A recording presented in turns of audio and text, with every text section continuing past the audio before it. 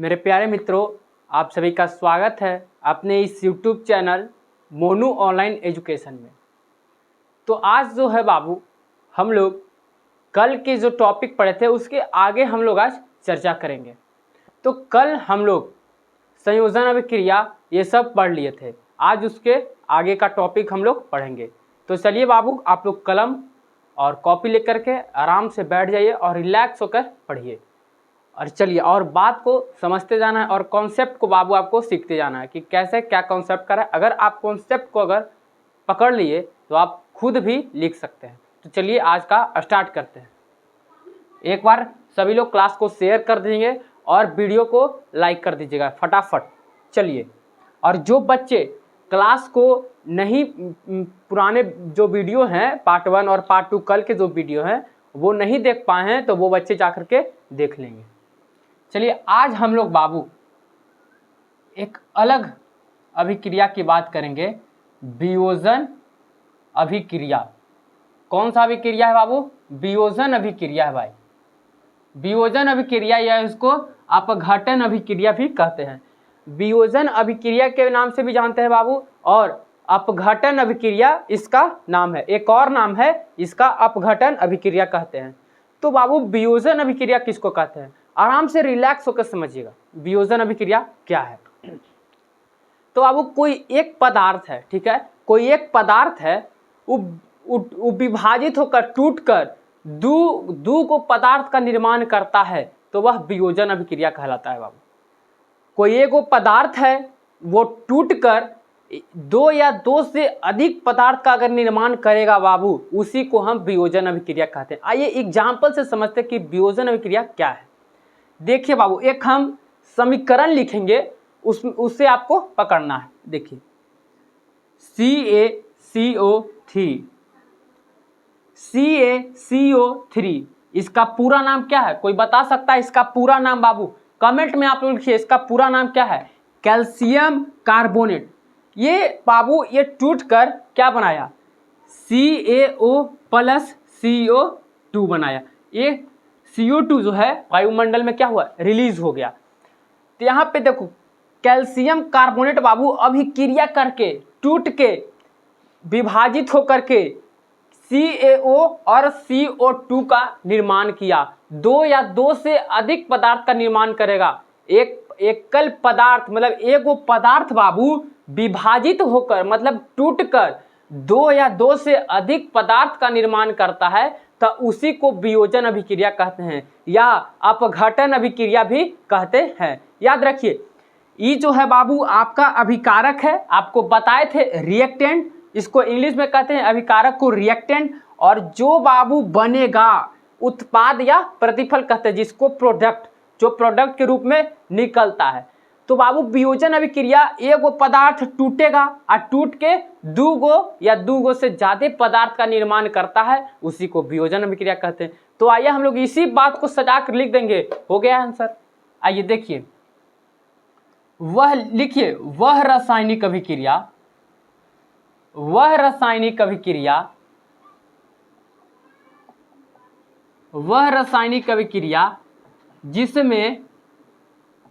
जिसमें एकल पदार्थ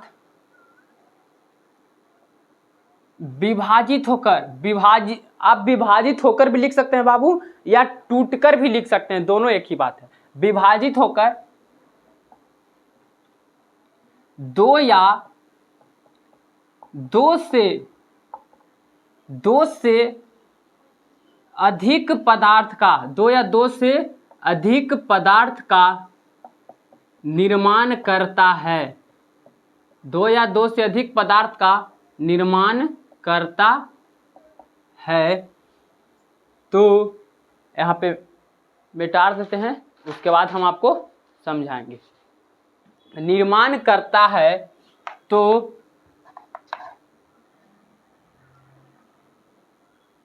इसे वियोजन या अपघटन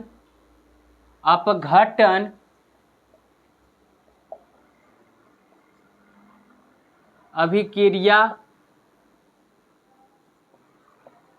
कहते हैं। देखिए बाबू, वियोजन या अपघटन अभिक्रिया भी कहते हैं, अपघटन अभिक्रिया भी कहते हैं। जैसे अभी आपको बताएं, जैसे क्या बताएं, CaCO3 कैल्शियम कार्बोनेट को बाबू जब गर्म करते हैं तो ये टूट कर क्या बनाएगा, CaO कैल्शियम ऑक्साइड बनाएगा, प्लस में कार्बन डाइऑक्साइड बनाएगा। और ये कार्बन डाइऑक्साइड जो है बाबू गैस है, और ये वायुमंडल में क्या होगा, उड़ जाएगा, रिलीज हो जाएगा। ये वायुमंडल में क्या होगा, रिलीज हो जाएगा, ऊपर चला जाएगा। देखिए वियोजन अभिक्रिया क्या है, वियोजन अभिक्रिया को बाबू हम अपघटन अभिक्रिया कहते हैं, आपको बताएं। अब वियोजन अभिक्रिया क्या कहता है कि वह रासायनिक अभिक्रिया, जो आपको यहाँ पे बात समझाएं उसी को सजाकर बात लिख दिए कि वह रासायनिक अभिक्रिया जिसमें एकल पदार्थ, एकल मतलब एक पदार्थ, यहाँ पे एकल पदार्थ मतलब एक पदार्थ है ना, यहाँ पे एकल पदार्थ विभाजित होकर मतलब टूट कर, तो यहाँ पे आप विभाजित होकर न लिख करके टूट कर भी लिख सकते हैं, ठीक है, बात एक ही है। विभाजित होकर टूट कर दो या दो से अधिक पदार्थ का निर्माण करता है। टूट कर बाबू दो या दो से अधिक पदार्थ का अगर निर्माण करता है, यहाँ पे दो पदार्थ का निर्माण किया, दो या दो से अधिक पदार्थ का निर्माण करता है, तो इसे वियोजन या अपघटन अभिक्रिया कहते हैं। यहाँ पे एग्जाम्पल है CaCO3 कैल्शियम कार्बोनेट है, इसको कैल्शियम कार्बोनेट को अगर गर्म करेंगे बाबू तो ये कैल्शियम ऑक्साइड और प्लस में कार्बन डाइऑक्साइड बनाएगा, जो कार्बन डाइऑक्साइड वायुमंडल में रिलीज कर जाएगा। तो यही है आपका वियोजन अभिक्रिया, समझे। तो यहाँ तक आप लोग नोट कीजिए, समझ गए होंगे वियोजन अभिक्रिया किसको कहते हैं। आगे हम लोग अब चलेंगे बाबू, इसको नोट कीजिए।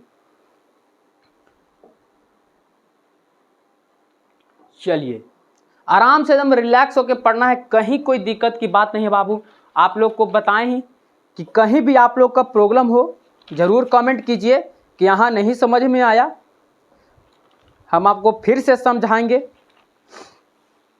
चलिए अब आगे चलते हैं बाबू।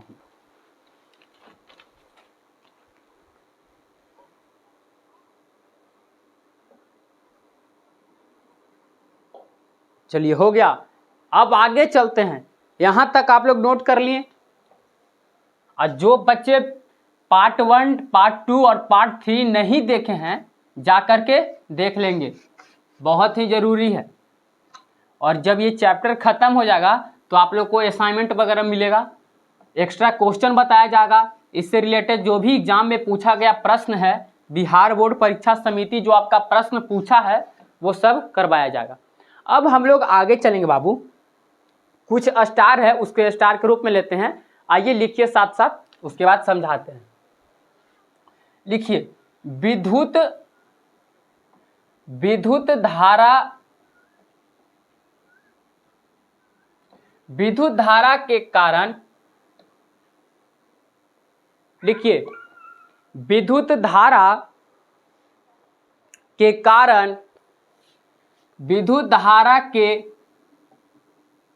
कारण होने वाली अपघटन अभिक्रिया को, विद्युत धारा के कारण होने वाली अपघटन अभिक्रिया को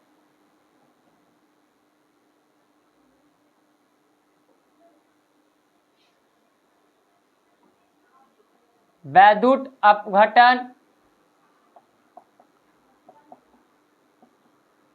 अभिक्रिया कहते हैं।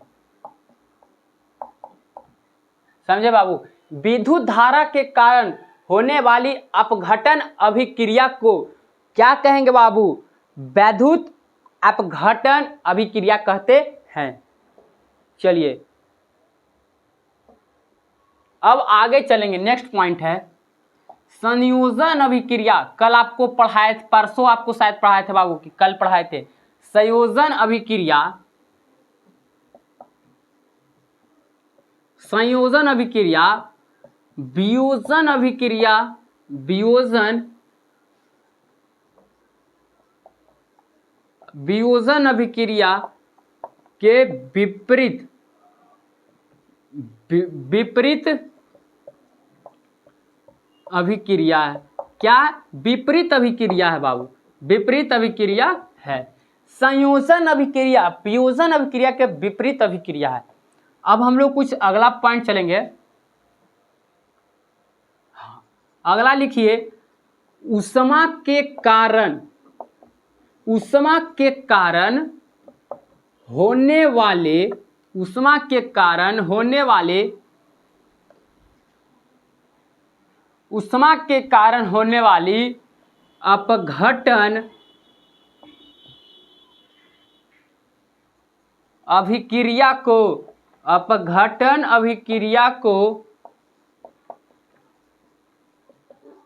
ऊष्मीय अभिक्रिया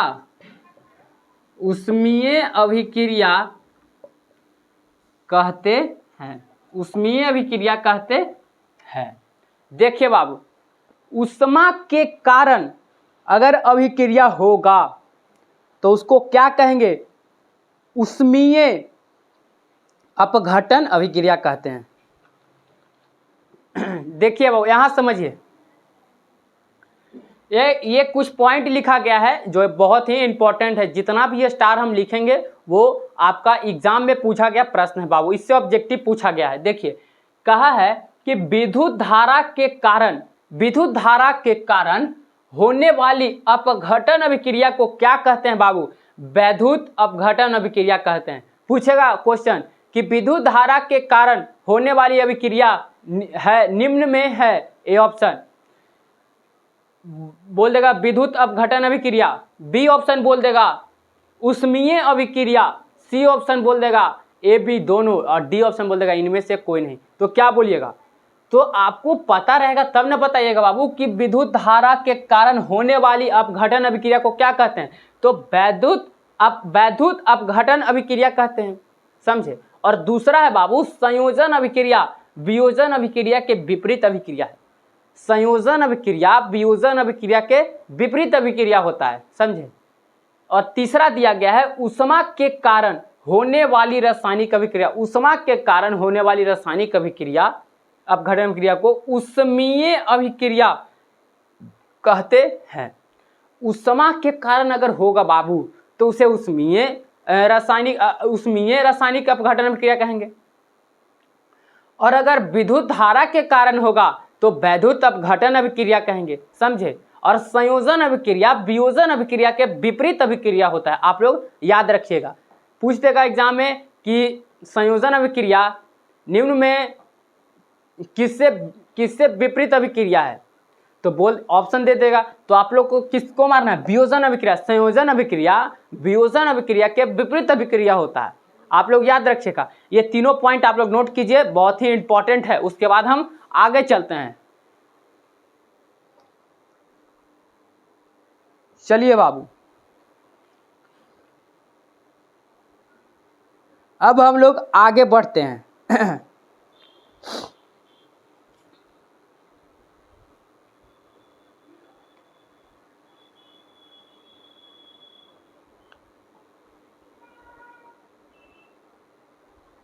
यहां तक हो गया। अब आगे हम लोग चलेंगे बाबू। आप लोग कॉपी में नोट करते जाइए और जहां भी थोड़ा सा समझ में नहीं आए वहां आप लोग कमेंट कीजिए, हम अलग वीडियो में आपको समझाएंगे। और आपको बैलेंस करने के लिए बाबू हम एक अलग वीडियो में आपको स्पेशल सिखाएंगे कि बैलेंस कैसे किया जाता है। उसको आप लोग देख लीजिएगा और सीख लीजिएगा।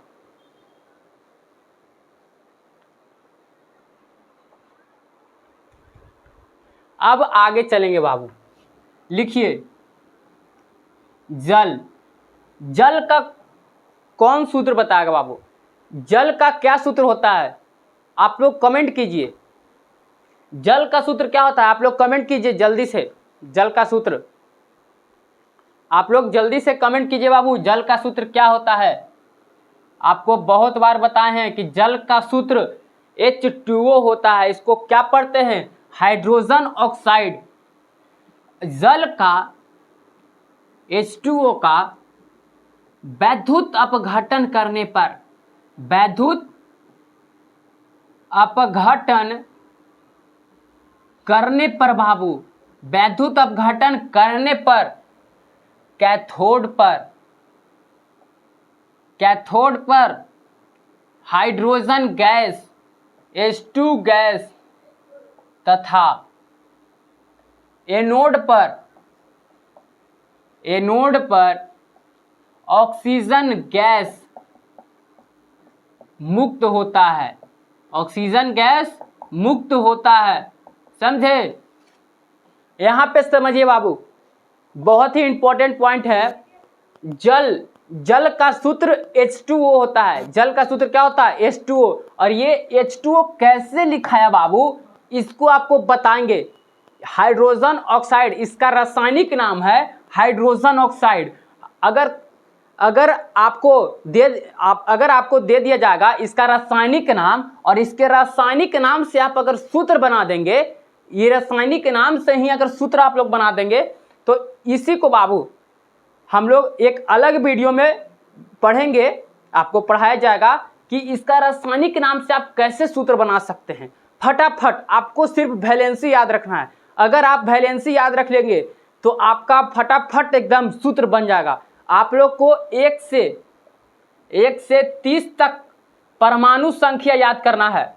1 से 30 तक आपको परमाणु संख्या संकेत आपको याद करना, जैसे hydrogen, helium, lithium, beryllium, boron, carbon, nitrogen, oxygen, fluorine, neon, sodium, magnesium, ये सब, एल्युमिनियम, ये सब जितना भी 1 से 30 तक जो है बाबू, आपको पूरा एकदम कंठस्थ याद रखना है। कहीं भी पूछे एल्युमिनियम 13, आपको संकेत Al बता देना है। ऐसे पूछेगा सिलिकॉन 14, मैग्नीशियम 12, आपको एकदम संकेत के साथ साथ परमाणु संख्या याद रखना है। बाकी फिर हम सब कुछ देख लेंगे। आपको वैलेंसी हम याद करवा देंगे बाबू, समझे? आपको एक अलग वीडियो में आपको ये सूत्र बताया जाएगा, आप लोग कैसे ये सूत्र को बना सकते हैं। पहले आप लोग परमाणु संख्या याद कीजिए 1 से 30 तक। उसके बाद आपको पता ही नहीं रहेगा कि इस तत्व का क्या नाम है, तो फिर आप कैसे केमिस्ट्री पढ़ सकते हैं? ये पहले जरूर पता होना चाहिए कि ये तत्व का क्या नाम है। ये तत्व हम लिखे, इसका क्या नाम है। अगर इसका नाम पता रहेगा तभी तो आप केमिस्ट्री पढ़ेंगे। इसको ऑक्सीजन कहते हैं बाबू। ऑक्सीजन को जब भी लिखेंगे तो O2 लिखेंगे, और हाइड्रोजन को जब भी लिखेंगे तो H2 लिखेंगे। समझे? तो पहले आपको परमाणु संख्या 1 से 30 तक याद कर लेना है, उतना में आपका काम हो जाएगा। तो चलिए आज आप लोग 1 से कम 10 तक परमाणु संख्या याद कीजिए, या 1 से 5 तक आप लोग परमाणु संख्या 5 डेली याद कीजिए, तुरंत याद हो जाएगा। और केमिस्ट्री धीरे धीरे, केमिस्ट्री आसान है बाबू, कहीं कोई दिक्कत केमिस्ट्री में नहीं है। सिर्फ आपको ये परमाणु संख्या याद नहीं ना, उसी के वजह से आपको भारी लगता है। इसको पता ही नहीं है। अब कोई बच्चा को ये पता ही नहीं है कि इसको क्या कहते हैं, तो कहाँ से उसको समझ में आएगा? यही रीढ़ है ऑक्सीजन, पता नहीं चलेगा, वो लिख दिए, अब पता नहीं चला कौची लिखल है। तो बाबू ये सब दिक्कत है ना। आपको पहले परमाणु संख्या अगर आप याद कर लेंगे, उसके बाद कहीं कोई दिक्कत नहीं। 1 से 30 तक, ज़्यादा नहीं करें, 1 से 30 तक अगर आप याद कर लिए आपका काम हो जाएगा। चलिए अब यहाँ पे बाबू चलेंगे, अगला है जल। हाँ, या इसको नहीं समझाया, देखिए जल का सूत्र H2O होता है। और जल का बाबू वैद्युत अपघटन करने पर, जल का वैद्युत अपघटन करने पर, यहाँ पे पर लगा दीजिए, पर जल का वैद्युत अपघटन करने पर कैथोड पर H2 हाइड्रोजन, कैथोड पर बाबू हाइड्रोजन गैस मुक्त होता है, और एनोड पर ऑक्सीजन गैस मुक्त होता है। समझे? अगर आप जल का H2O का वैद्युत अपघटन कीजिएगा तो आपको कैथोड पर हाइड्रोजन गैस मुक्त होता हुआ दिखाई देगा, और एनोड पर ऑक्सीजन गैस मुक्त हुआ दिखाई देगा। इसके आगे हम लोग चलते हैं। देखिए बाबू, ये जो है कैथोड जो है ऋणात्मक है। कैथोड ऋणात्मक तथा एनोड जो होता है बाबू एनोड जो होता है वो धनात्मक होता है। धनात्मक मतलब क्या होता है? पॉजिटिव होता है, धनात्मक होता है। आपको याद रखना है, कैथोड जो है वो ऋणात्मक होता है और एनोड जो है वो धनात्मक होता है, मतलब पॉजिटिव होता है, और ये कैथोड जो है नेगेटिव होता है। समझे? यहाँ पे आप लोग नोट, और देखिए आप लोग इसको नोट करते जाइए, इसको आप लोग नोट करते जाइए, फिर से आपको समझाएंगे, इसको आप नोट कीजिए। अब आगे चलते हैं बाबू।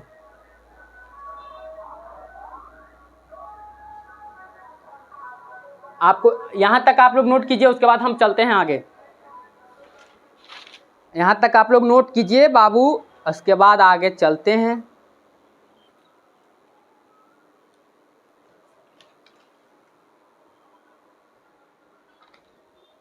चलिए, नोट कर लिए? यहां तक हो गया बाबू नोट?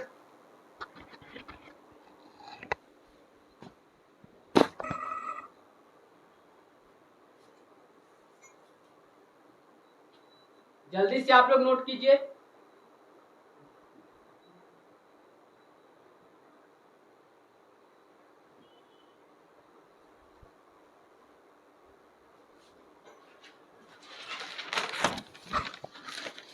चलिए, अब यहाँ पे हम आगे चलते हैं बाबू, यहाँ पे अब आगे चलते हैं।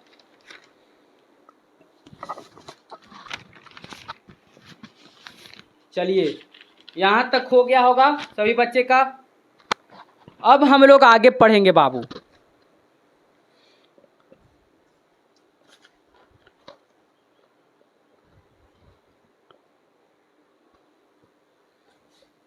अब हम लोग आगे चलेंगे। थोड़ा इंक डाल रहे थे, इंक खत्म हो गया था, बढ़िया से उग नहीं रहा था। अब हम लोग आगे चलेंगे। आगे स्टार पॉइंट है।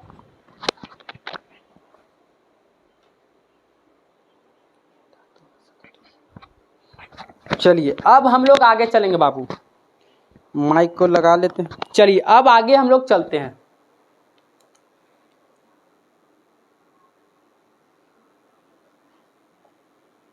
लिखिए, धातु हमेशा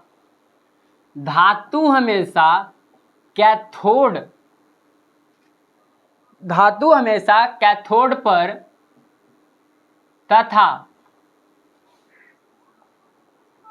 अधातु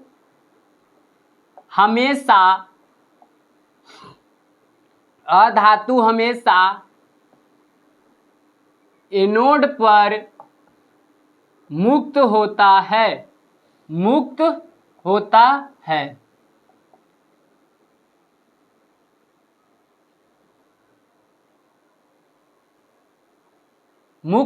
है। धातु हमेशा कैथोड पर मुक्त होता है बाबू, और अधातु हमेशा एनोड पर मुक्त होता है। अधातु जो है हमेशा एनोड पर होता है। और यहाँ पे लिख लीजिए,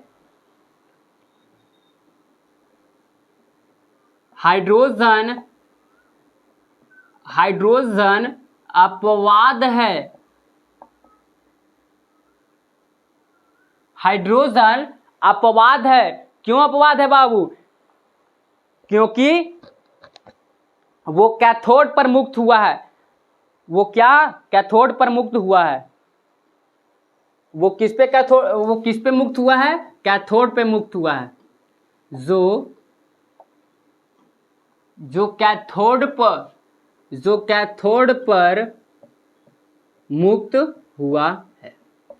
देखिए बाबू, कैथोड पर मुक्त हुआ है। देखिए यहाँ पे समझिएगा, यहाँ पे बहुत ही बड़ा पॉइंट लिखा गया है। कहा गया है बाबू कि धातु हमेशा कैथोड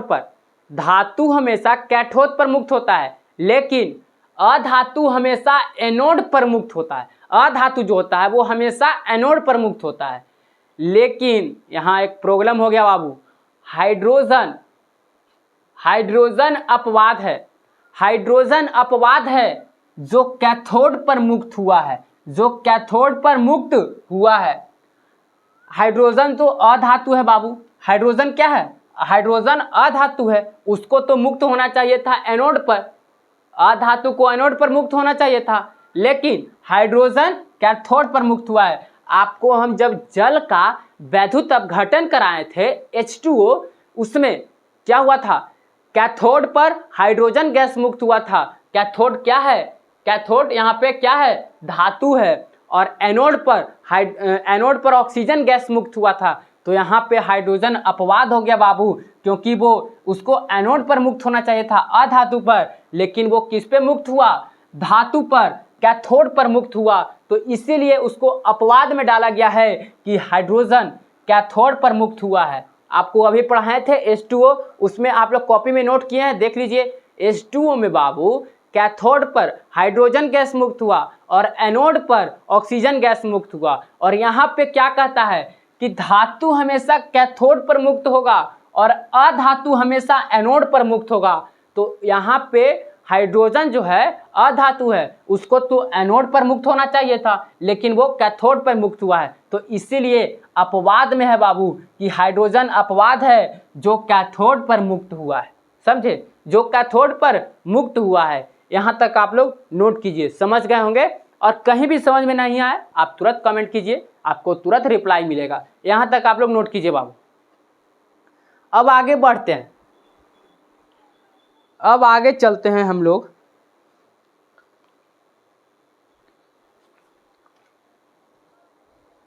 चलिए अब हम लोग आगे चलेंगे।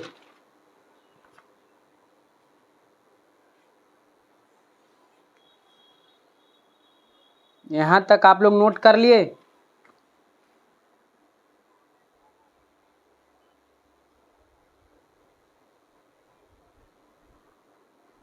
चलिए अब आगे चलते हैं।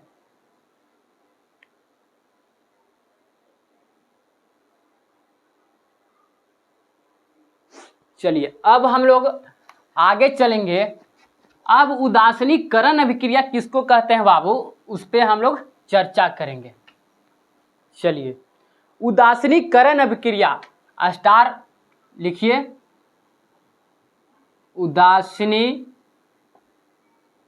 उदासीनीकरण अभिक्रिया, उदासीनीकरण अभिक्रिया किसको कहेंगे। देखिए बहुत ही सिंपल है, बहुत ही एकदम छोटा है ये अभिक्रिया। उदासीनीकरण अभिक्रिया क्या है, यहाँ पे उदासीनीकरण अभिक्रिया क्या कहता है बाबू, अम्ल और भस्म आपस में अभिक्रिया करके लवण और जल का निर्माण करेगा, उसी को उदासीनीकरण अभिक्रिया कहते हैं। अगर शॉर्ट में हम कहें कि उदासीनीकरण अभिक्रिया किसको कहते हैं, तो अम्ल और भस्म, एक अम्ल ले लो, एक भस्म ले लो, आपस में अभिक्रिया कराओगे तो लवण तथा जल का निर्माण होगा, उसी को हम उदासीनीकरण अभिक्रिया कहते हैं। आइए यहाँ समझते हैं एग्जाम्पल से कि उदासीनीकरण अभिक्रिया क्या कहता है। देखिए बाबू, एक हम अम्ल ले लेंगे HCl अम्ल ले लिए, एक अम्ल है HCl प्लस अम्ल और भस्म एक ले लेते हैं NaOH। आपको अम्ल भस्म और लवण चैप्टर में एसिड बेस एंड साल्ट जो चैप्टर है आपका केमिस्ट्री में दूसरा चैप्टर में पढ़ना है, अम्ल भस्म और लवण। अम्ल को कैसे पहचानेंगे और भस्म को कैसे पहचानेंगे, लवण को कैसे पहचानेंगे, आपको सब बताएंगे बाबू। जिसमें OH लगा रहेगा बाबू, जिसमें OH लगा हुआ, लास्ट में OH लगा हुआ रहेगा वो क्या है, भस्म है। और जिसमें H सिर्फ लगा हुआ रहेगा वो क्या है, अम्ल है। सिंपल पहचानने का तरीका है बाबू, जिसमें लास्ट में OH लगा हुआ रहेगा वो भस्म है, और जिसमें सिर्फ H लगा हुआ रहेगा वो क्या है, अम्ल है। और जिसको नहीं पहचानेंगे बाबू, अम्ल और भस्म को तो पहचान गए कि लास्ट में OH रहेगा तो वो भस्म है और H रहेगा तो वो क्या है, अम्ल है, ठीक है। और जिसको नहीं पहचानेंगे वो सभी के सभी लवण है, जिसको नहीं पहचानेंगे वो सभी के सभी क्या है बाबू, लवण है। उसको हम आगे के टॉपिक में चैप्टर 2 में आपको बहुत डीपली में पढ़ाएंगे, लवण, अम्ल, भस्म और लवण क्या है। तो यहाँ पे देखिए, यहाँ पे एग्जाम्पल HCl एक अम्ल ले लिए और एक भस्म ले लिए, आपस में अभिक्रिया कराएंगे बाबू। अम्ल और भस्म को आपस में अभिक्रिया कराएंगे तो क्या निकलेगा, एक लवण निकलेगा। लवण का नाम क्या है, NaCl। इसका पूरा नाम सोडियम क्लोराइड है। और क्या बनाएगा, जल का निर्माण करेगा बाबू। H2O आपको कितना बार बताए हैं कि H2O क्या है, एक जल है जो हम लोग पीते हैं। H2O जल है। अभी पढ़ाएं उदासीनीकरण अभिक्रिया। अम्ल और भस्म को आपस में अभिक्रिया कराएंगे। ये अम्ल है HCl, ये भस्म है NaOH। आपस में अभिक्रिया कराएं। NaCl और H2O का निर्माण किया, लवण और जल का निर्माण किया। इसी को उदासीनीकरण अभिक्रिया कहते हैं। आइए इसी को सजा कर लिख देंगे, हो गया उदासीनीकरण अभिक्रिया। आइए लिखिए, वह रासायनिक अभिक्रिया, वह रासायनिक अभिक्रिया, वह रासायनिक अभिक्रिया जिसमें किसी अम्ल भस्म के साथ अभिक्रिया करके लवण तथा जल का निर्माण करता है, उसे उदासीनीकरण अभिक्रिया कहते हैं। उदासीनीकरण अभिक्रिया कहते हैं बाबू।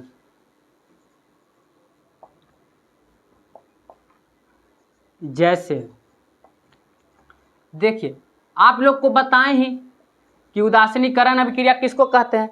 अभी आपको बताएं कि लवण अम्ल और भस्म को अभिक्रिया कराएगा तो लवण और जल का निर्माण करेगा। इसी बात को हम सजा कर लिख दिए हैं कि वह रासायनिक अभिक्रिया जिसमें किसी अम्ल भस्म के साथ अभिक्रिया करके, मतलब रिएक्शन करके लवण तथा जल का निर्माण करेगा बाबू। लवण NaCl सोडियम क्लोराइड, जो हम लोग नमक खाते हैं NaCl, और H2O जल का निर्माण करता है, उसी को उदासीनीकरण अभिक्रिया कहते हैं। एग्जाम्पल है HCl, ये क्या है, एक अम्ल है, हाइड्रोक्लोरिक अम्ल HCl, जो हमारे पेट में भोजन को पाचन करने में मदद करता है। और NaOH ये क्या है बाबू, एक भस्म है, सोडियम हाइड्रोक्साइड। इसका पूरा नाम, जो बच्चे नहीं जानते हैं, इसका पूरा नाम सोडियम हाइड्रोक्साइड है, लिख लीजिएगा। दोनों जब आपस में मिलेगा बाबू, तब क्या बनाएगा, NaCl सोडियम क्लोराइड, जो हम लोग खाते हैं, और H2O जल का निर्माण करेगा। तो यही जो है बाबू उदासीनीकरण अभिक्रिया है। सिंपल सा बात है, ये आप समझ गए तो ये खुद आप लिख देंगे। जब अम्ल किसी भस्म के साथ अभिक्रिया करके लवण तथा जल का निर्माण करता है, तो इस अभिक्रिया को हम उदासीनीकरण अभिक्रिया कहते हैं। आप ये भी लिख सकते हैं, अलग अलग प्रकार से आप इसको लिख सकते हैं। अगर आप कॉन्सेप्ट को समझ गए तो बहुत प्रकार से आप डेफिनेशन लिख सकते हैं, समझे। तो आज का क्लास इतना ही रहने देते हैं, कल के क्लास में हम लोग आगे चलेंगे। यहाँ तक आप लोग नोट कर लीजिए। और बाबू आज का क्लास इतना ही, और आप लोग वीडियो को लाइक और चैनल को सब्सक्राइब और ज़्यादा से ज़्यादा बच्चों के पास शेयर कर दीजिए। जो बच्चे नहीं पढ़ रहे हैं उनके पास बाबू एक बार ज़रूर प्लीज़ आप लोग शेयर कर दीजिए, और वीडियो को लाइक और सब्सक्राइब जरूर कर दीजिए। ठीक है, तो कल के क्लास में हम लोग मिलते हैं, और ज़रूर बताइएगा आपको समझ में आ रहा है कि नहीं आ रहा है, आप कमेंट जरूर कीजिएगा। ठीक है।